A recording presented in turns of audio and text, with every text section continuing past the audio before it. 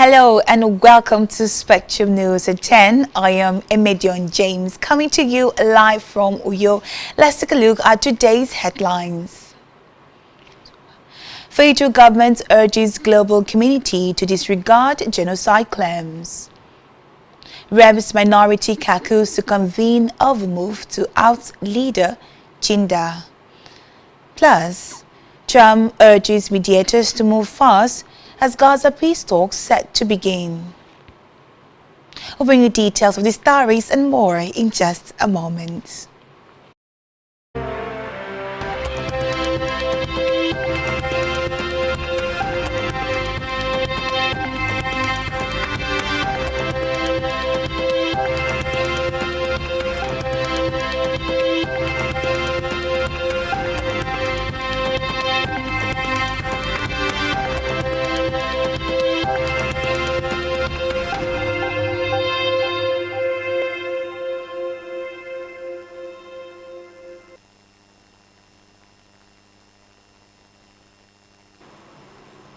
Many thanks for staying tuned.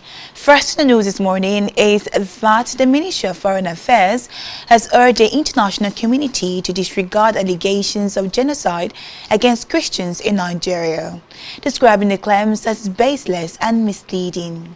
Spokesperson for the ministry, Kemiefe Ebiefa, in reaction to the report, said that the allegation represents a gross misinterpretation of Nigeria's complex security challenges and oversimplification of the issues confronting the country. In an exclusive interview, Ebiefa assured that President Bola Tinubu's administration remains fully committed to securing every part of the country and ensuring the safety of all citizens, regardless of religion or ethnicity. In the meantime, the federal government has expressed delight over the state-of-art Tasmania Digestive Center built by a Nigerian gastroenterologist and hepatologist, Dr. Albert Mwaba, in Tasmania, Australia. During the inauguration, Acting High Commissioner of Nigeria to Australia, Ambassador Jane Barsi Adams, said Mwaba's establishment of the center was a shining testament to the power of dedication and community spirit. Adams also said the hospital single-handedly built by Mwaba was more than just a building, saying it represents hope, care, and compassion. The High Commissioner expressed belief that the hospital will significantly enhance healthcare options for the Tasmanian community, providing access to world-class medical facilities and expertise. Away from that, members of the minority caucus in the House of Representatives are set to meet in Abuja today to discuss the ongoing legal action filed by their leader, Kingsley Chinda, aimed at halting an alleged plot to remove him from office. The meeting notice was jointly signed by Agegbade Frederick of the People's Democratic Party (PDP), Afam Ogene representing the Labour Party, Mokhtar Umar Zakari of the New Nigerian People's Party (NNPP), and Peter Uzuokwe of the Young Progressive Party (YPP). In a right of summons filed before the Federal High Court in Abuja on September 25, 2025, Chinda claimed that moves were being made to unseat him as minority leader due to his closeness to the Minister of the Federal Capital Territory, Nyesom Wike. He argued that such an attempt would be unconstitutional and infringe on his right to freedom of association. He therefore urged the court to restrain the defendant from carrying out the alleged plot. In a separate development, the Minister of Solid Minerals Development and Chairman of the African Minerals Strategy Group, Dr. Dele Alake, has called for the transformation of Africa from a raw mineral supplier to a global hub for mineral processing, innovation, and green industrialization. He said the continent should play a strategic role in powering the 21st century economy through its vast mineral wealth.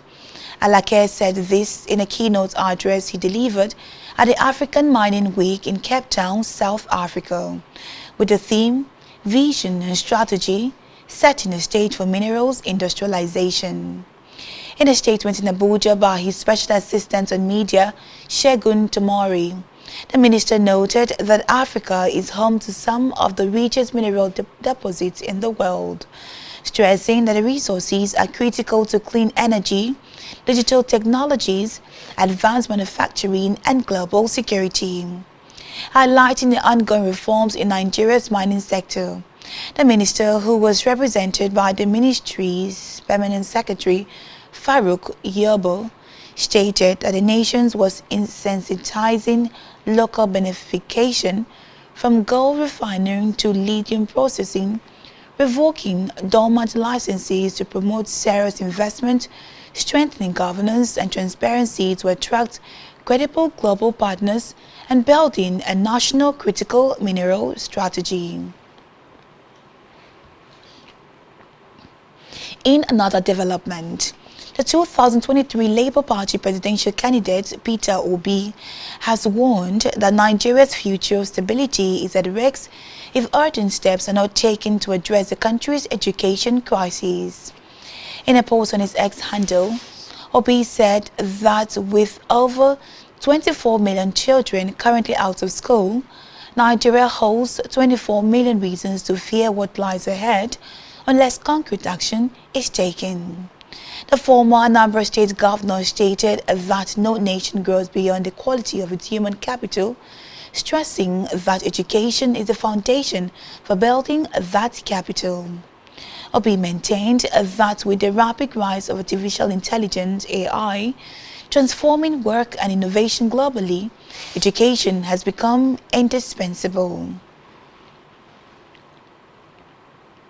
Elsewhere, teachers across Nigeria have renewed calls for improved welfare, better working conditions, and full implementation of the 65-year retirement age policy as the nations join the rest of the world to mark the 2025 World Teachers' Day.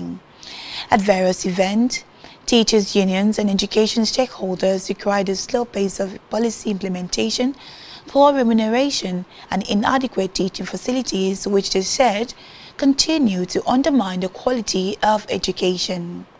They urged federal government and state government to prioritize teachers' welfare and ensure that promises made to the education sectors are fulfilled. The teachers made this known in commemoration of the World Teachers' Day celebrated worldwide on October 5th every year. In Africa, President Peter Mutharika has offered new hope for Malawi's and the country's ailing economy as he was sworn in as the country's leader. In his inaugural speech, he vowed to root out government corruption, rebuild the economy, and restore integrity and efficiency in public service. Mutharika takes over as Malawi faces acute food shortages, cost of living pressures, and a lack of foreign exchange. The 85-year-old Mutharika, who was president from 2014 to 2020, warned, however, that the transformation would not be easy. On the foreign scene, the U.S. President Donald Trump has urged everyone involved in efforts to end the Gaza war to move fast, as mediators are set to meet in Egypt today for indirect peace talks between Hamas and Israel. The talks comes after Hamas agreed to some parts of a 20-point U.S. peace plan, including freeing hostages and handing over Gaza governors to Palestinian technocrats, but is seeking negotiations on other issues. Writing on social media that talks had been successful, Trump said the first phase of the talks should be completed this week, adding that time is of the essence or massive bloodshed will follow.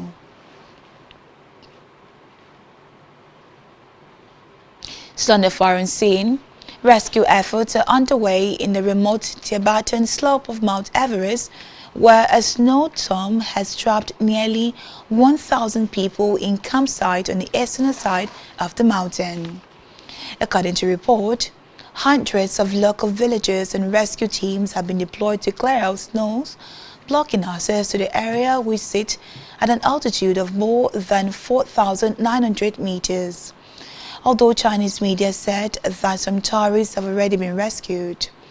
Reports say heavy snowfall began on Friday evening and has intensified on the eastern slope of Mount Everest in Tibet, which is an area popular with climbers and hikers.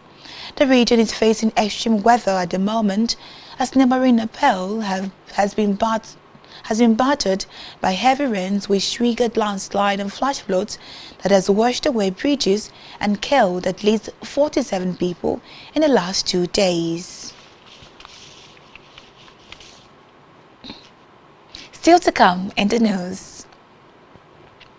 Flying Eagles to face Argentina in round of 16 after 1-1 draw with Colombia.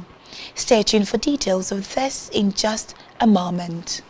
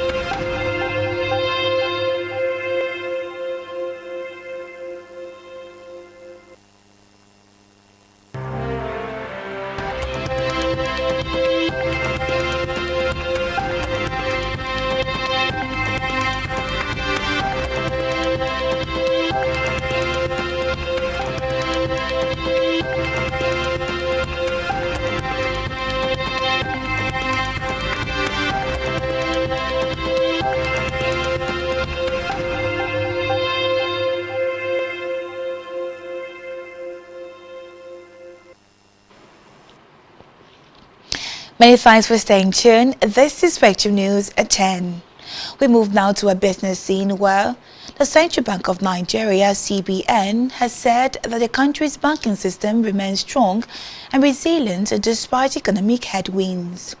The acting director of corporate communications, Hakama Sidi Ali, stated this in Abuja during the CBN special day at the ongoing 20th Abuja International Trade Fair. Sidi Ali, who was represented by the head of the Communication Management and Strategy Division, Ibrahim Abbas, said the Apex Bank had continued to implement measures to safeguard financial stability and address vulnerability in the economy. According to her, most financial soundness indicators are within prudential benchmarks, while banks are meeting recapitalization targets set by the regulators. Still in business, Nigeria's trade with other African countries grew by 610 billion naira in the first half of 2025, with fresh figures from the National Bureau of Statistics showing that total trade rose to 4.82 trillion naira compared with 4.21 trillion naira recorded in the same period of 2024. The latest number highlights both the resilience of regional trade and the distortions created by weakening naira. The quarterly trend revealed contrasting movement in the first quarter of 2025. It showed that trade fell slightly to 1.86 trillion naira from 2.24 trillion naira in the first quarter of 2024. However, the second quarter delivered a sharp rebound with trade climbing to 2.97 trillion naira against 1.98 trillion naira in the second quarter of 2024. On the health news, the federal government has directed key health research institutions in the country to provide full support, including financial backing for ongoing studies in the potential treatment for brain cancer. Institutions mandated to participate include the National Institute for Pharmaceutical Research and Development, the Nigerian Institute of Medical Research, and the National Institute for Cancer Research and Treatment.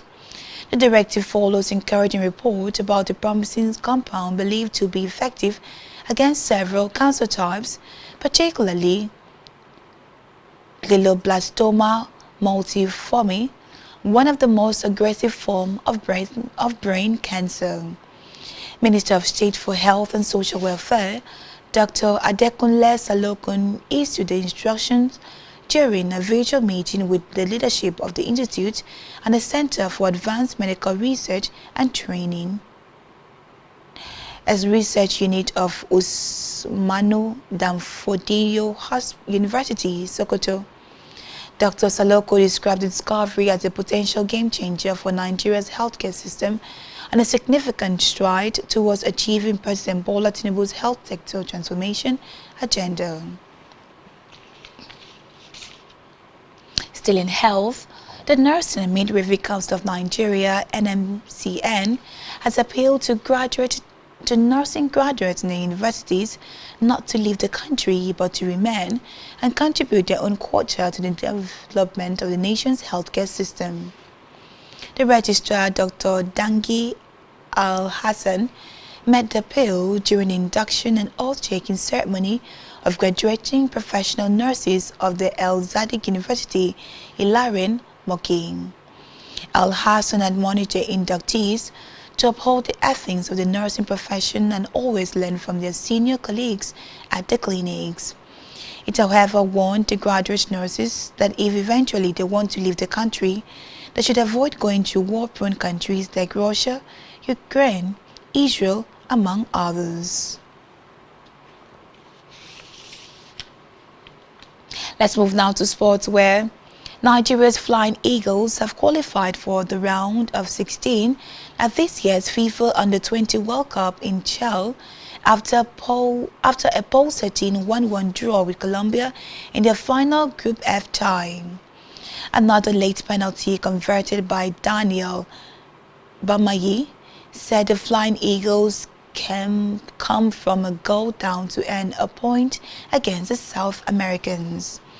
The result means the Flying Eagles placed third on 4 points and finished as one of the third best sides.